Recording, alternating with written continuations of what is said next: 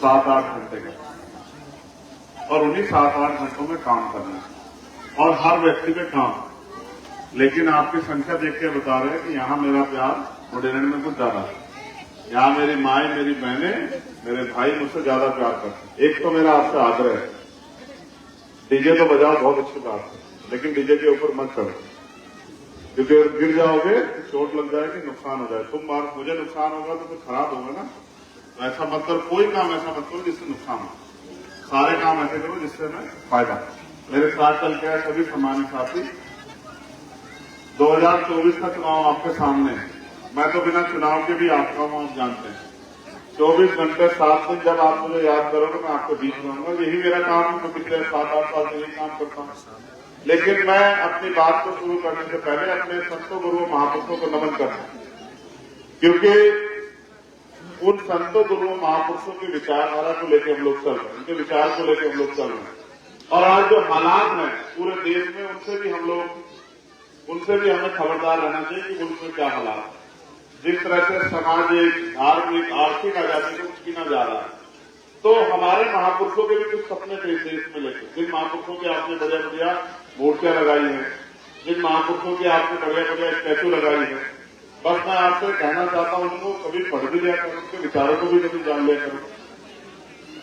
हमारे सभी महापुरुष इस देश में समतापूर्ण समाज चाहते थे, समानता का राज चाहते थे, सभी में भाईचारा चाहते थे। लेकिन आज जिनका राज है वो लोगों को बांट के राज कर रहे हैं। इस नगीना लोकसभा पे 3 बार चुनाव हो चुका है। 2008 में पुलिस हुआ, 2009 में आपने समाजवादी पार्टी के व्यक्ति को चुनाव जिता के भेजा, जसवीर सिंह को। 2014 में आपने भारतीय जनता पार्टी के व्यक्ति को, जसवंत सिंह को चुनाव जिता के भेजा। मैं भी खड़ा हो सकता ना,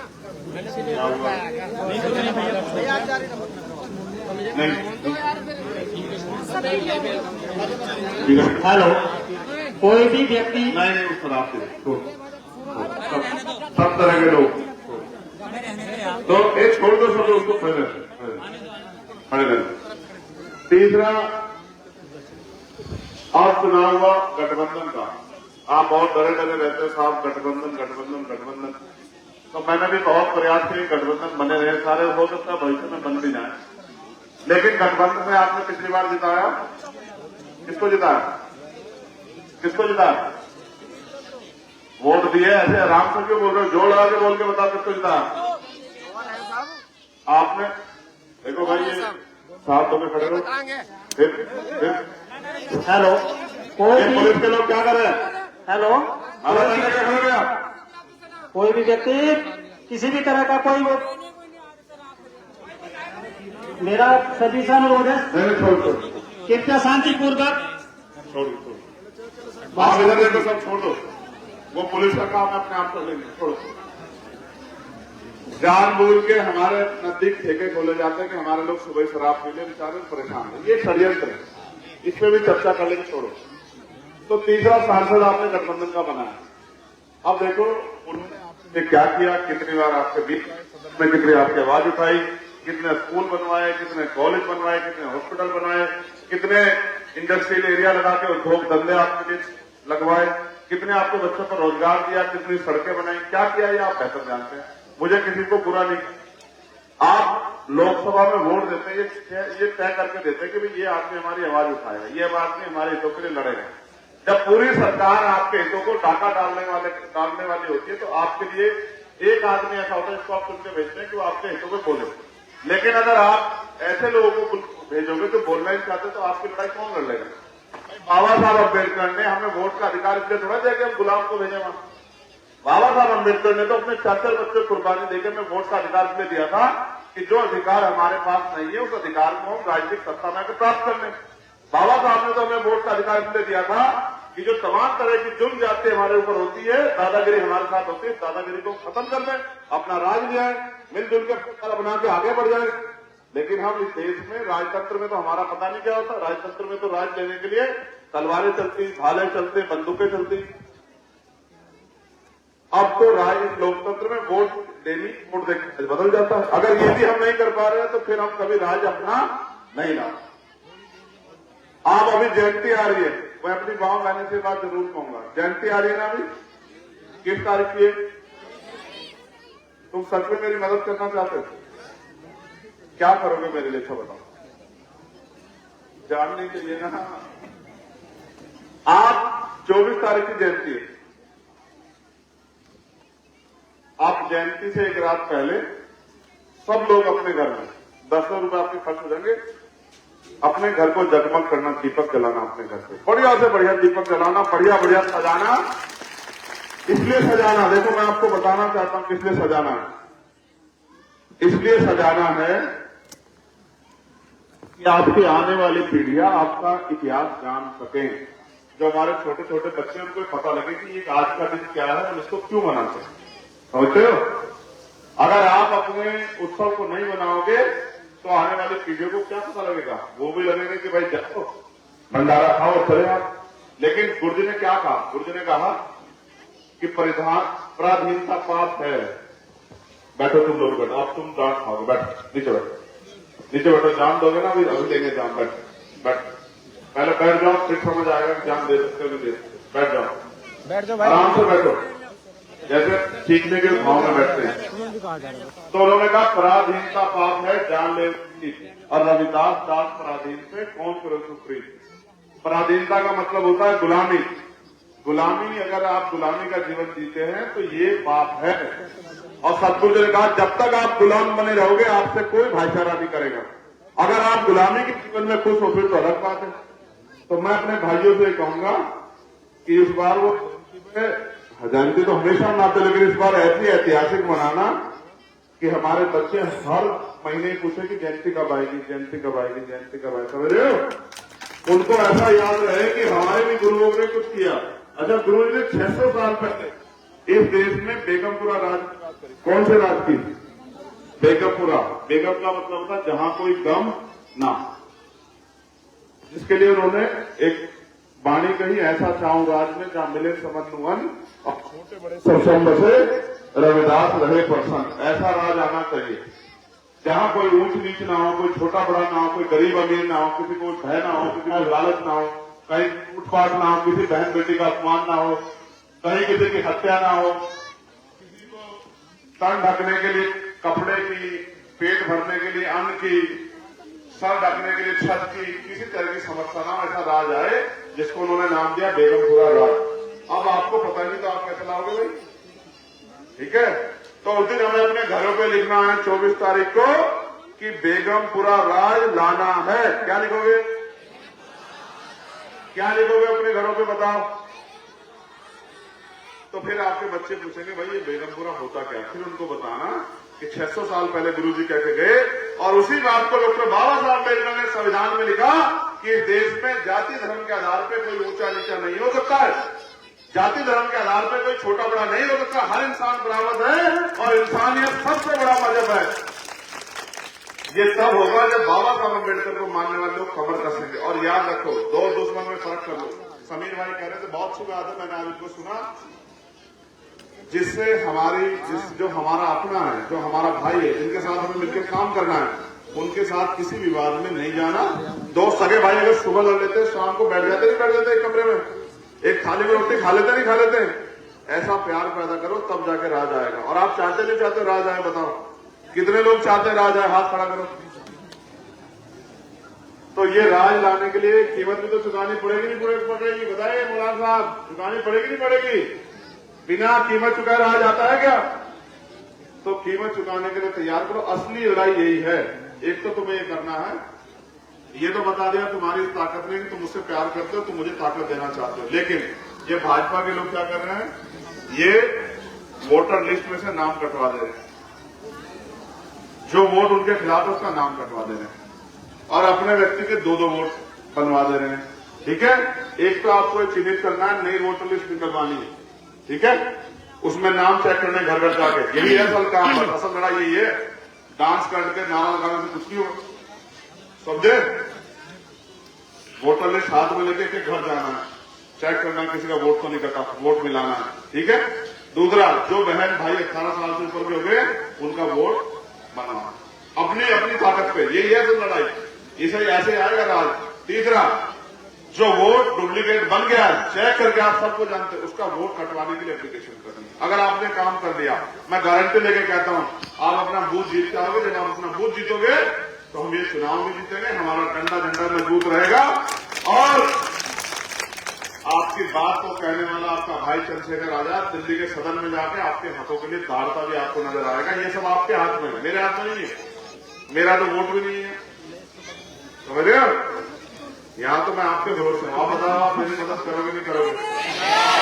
ऐसा तो नहीं कि भाई ये तो करने का सुबह तो मैं क्यों करूं, भाई ये तो गया नहीं मैं क्यों करूं, ऐसा तो नहीं करोगे? ऐसा करके राज आ जाएगा क्या?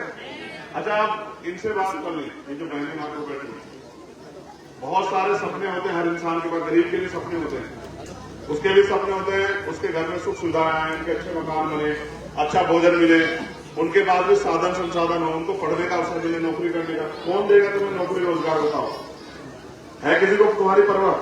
चुनाव के बाद आता है कि कोई बस्तियों में ईमानदार से बताओ? पूरे 5 साल कोई आएगा आपसे पूछने के लिए कि पेट भरा हुआ है खाली, बताओ? इतनी मेरी मां बहने बैठी है, आया कोई? मैं ये तो चुनाव आ गया ठीक है, लेकिन इस चुनाव के बाद लड़ाई खत्म हो रही। मुझे तो 24 घंटे सड़क पे रहना, चाहे मैं दिल्ली जाऊं या कहीं जाऊं, लेकिन रहना तो सड़क पे ही है ना, क्योंकि मैं जानता हूं कि जो कौन सड़क पर संघर्ष नहीं करेगा इसके अधिकार तो सरकार खत्म कर देगी। तो मुझे तो आप सबकी चिंता है, मुझे उस मुसलमान की भी चिंता है जिसके आवाज कोई नहीं उठा रहा, मुझे उस दलित की भी चिंता है जिसका पेट भूखा, जिसके घर में खाने के लिए अनाज नहीं, मुझे उसकी भी चिंता है। मुझे उस पिछड़े वर्ग के भाई की भी चिंता है जिसका पढ़ा लिखा बच्चा बेरोजगार घूम रहा है, मुझे उसकी भी चिंता है जिसने अपनी जमीन बेच के किसान ने अपने बेटे के ऊपर लगा दी लेकिन उसको रोजगार नहीं मिला। मुझे उस किसान की भी चिंता है जिसको फसल के दाम नहीं मिल रहे। मुझे हर उस व्यक्ति की चिंता है जिसकी बजट से सरकार ये खर्चा सारा बाहर होता जा रहा है, महंगाई इतनी बढ़ रही है। लेकिन मुझे तो चिंता है, लेकिन आप अगर चिंता नहीं करेंगे, मिलकर लड़ाई को लड़े कैसे लड़ाई आगे बढ़ेगा? ये लोकतंत्र है। आप मुझे 100 किलो घी खिला दो, मेरे लिए बड़े बड़े फूल माला है, तो इससे कुछ बदल जाएगा क्या? लेकिन अगर आप मुझे वोट दोगे तब मैं ताकतवर होगा, समझ रहे? कैसे होगा मैं ताकतवर? इतनी हल्के वाले भेड़ बकरियों के साथ समझ जाओ किस चीज से ताकत दूंगा मैं? अच्छा, एक बात आखिरी में बताओ, तुम्हें लगता है कि क्या कोई मुझे झुका सकता है? क्या भाजपा आरएसएस के लोग मुझे कमजोर कर सकते हैं? तो अगर फिर आदमी को भी पहचान दो, आप किसी आदमी को ताकत देना चाहते हो। एक तरफ चंद्रशेखर आजाद है, मैं आपको जिम्मेदारी से कहता हूं, हमारे जिम्मेदार लोग बैठे तराजू रखवा लेना, और अगर चंद्रशेखर आजाद उनसे 2 इंच भी नीचे हो जाए तो उनके साथ खड़े हो जाना, वरना तराजू रख के तय कर लेना। अगर चंद्रशेखर आजाद के घुटनों तक रहे वो सारे, तो फिर चंद्रशेखर आजाद के साथ खड़े हो जाना। मैं आपको बहुत जिम्मेदार से कह रहा हूं। और बताओ, ये ऐसी लोकसभा जिसमें 64% वोट दलित और मुस्लिम का है, 64%, और 20% वोट पिछड़े वर्ग के भाइयों का है, यानी कि 84% वोट हमारा है यहाँ। कितना? 84%। और हमारा वोटिंग परसेंटेज क्या रहता है? 70%, 75%, 80%। सुनो, प्यार करते हो ना? कोई दादी ना घर में रह जाए, जिसको दिखता ना उसको भी ले जाना वोट डालने, और कोई भाई गया हुआ उसको भी कहना कि इधर आओ इधर आओ, आप आज वाले वोट डालो, उसके बाद सारे काम होंगे। ये 4 बच्चों कुर्बानी से मिला नहीं मिला? तो वोटिंग परसेंटेज भी इस बार का इतिहास लिखेगा नगीना का। मेरी बात को याद रखना, यहाँ 80, 85, 85% वोट पोल होगा, और दिल्ली में बैठे प्रधानमंत्री को लगेगा कि आज ये नगीना के लोगों ने एक और नेता तैयार कर लिया जिनकी लड़ाई पूरे देश में लड़ने के लिए तैयार है। तो मैं आपसे कहना चाहता हूं, ऐसे मिलजुल के हम कामयाब हो सकते हैं, और कोई रास्ता नहीं। यहाँ आपको किसी की जरूरत नहीं है, यहाँ तो बस आपको अपनी बात को मजबूत करने के लिए अपनी जिम्मेदारी उठाने की देर है। ये बताओ, इस गरीबी की जिंदगी में मजा रहेगा? इस बेबसी की जिंदगी में ठीक लग रहा है क्या? इलाज कराने जाती हो तो पहले जेब में पैसे देखती हो, बच्चे को पढ़ाना चाहती हो तो ये सोचती हो स्कूल की फीस क्या होगी, बेटियों की शादी करना चाहती हो तो जमीन गिरवी रखवाते हो। ऐसे चलेगी जिंदगी?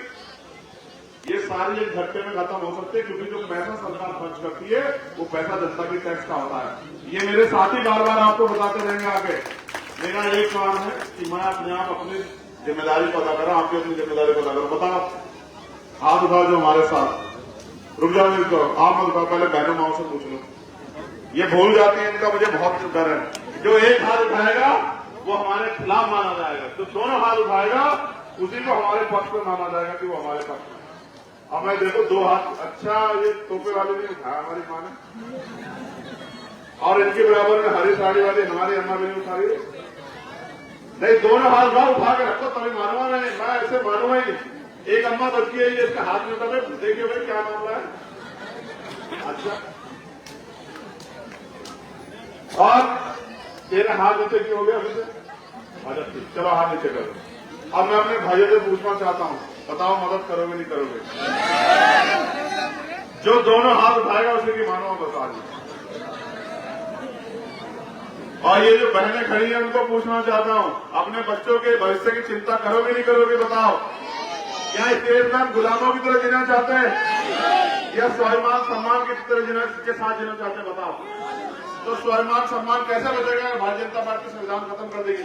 अभी संविधान के रहते ये हालात हैं कि हमें इस देश में भूखे नंगों की जिंदगी व्यतीत करनी पड़ रही है और रोज हम लोग रोते चिल्लाते रहते हैं। अगर संविधान नहीं बचेगा तो फिर बचेगा क्या मेरे भाई? तो संविधान की रक्षा करोगे नहीं करोगे?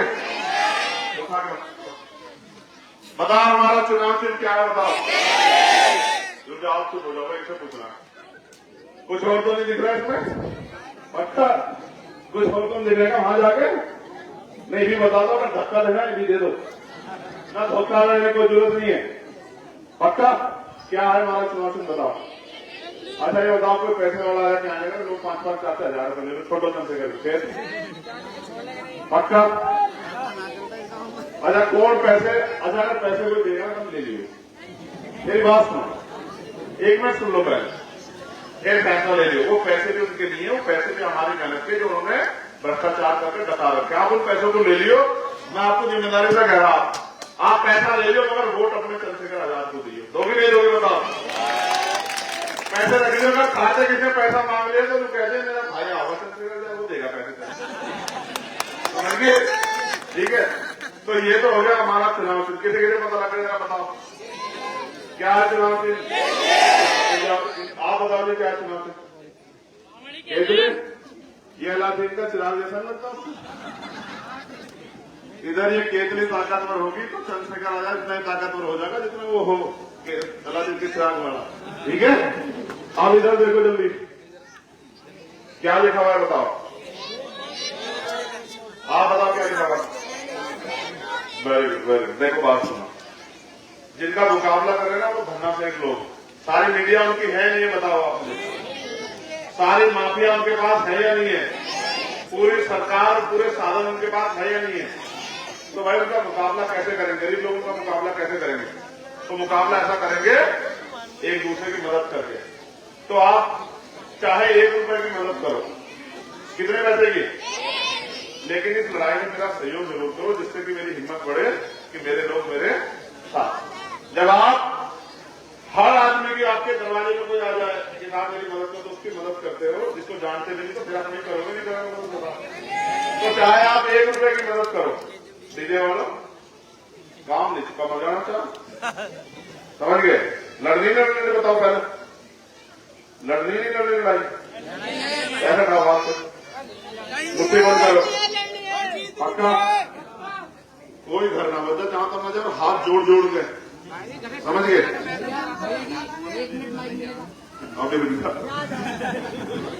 माइक नहीं, सरकारी ले लिए अपने हाथ में। तो देखो ऐसे देखो क्या है, अभी देखो जल्दी जल्दी देखो क्या है। तो जितने अभी देख लो, ये यही पता लग जाएगा, जिसकी इसमें जो मदद होगी ना उसी से पता लग जाएगा वोट कितने मिलेंगे यहाँ। ठीक है? तो चाहे आप 1 रुपए की मदद करें, हम 1 रुपए से वोट काउंट कर लेंगे, नहीं रखे? अच्छा, ये तो पहले पूरे गांव को वोट आ क्या कह रहे थे? बहुत बहुत धन्यवाद। आराम से तेजी नहीं करनी। क्यूआर कोड नहीं है क्या? क्यूआर कोड कहाँ है? क्यूआर कोड है? क्यूआर कोड पेटीएम करेंगे? पेटीएम क्यूआर कोड नहीं है। हेलो, देखिए मैं अपने जितने भी हमारे बल्द गया जितने भी हमारे जो हमारे मंगलवार आए हुए हैं, आज ये केतली खाने नहीं जानी चाहिए, फोटो को पक्का खाने नहीं जाना चाहिए। इसी प्रकार से एक केतली बढ़ेगी और इसी प्रकार से फोटो का बक्सा बनेगा। ये हम वादा करते हैं अपने लोगों से सबसे सफाई और व्यवस्था करते हैं हम। ये केतली खाली नहीं जाएगी, ये हमारा समाज बहुत बड़ा है।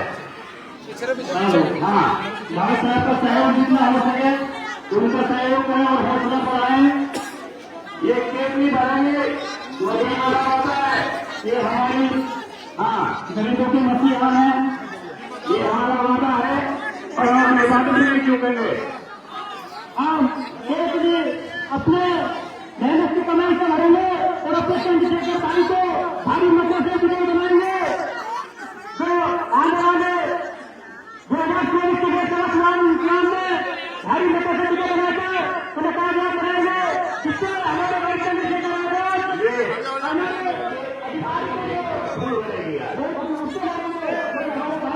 हमारे अधिकार के लिए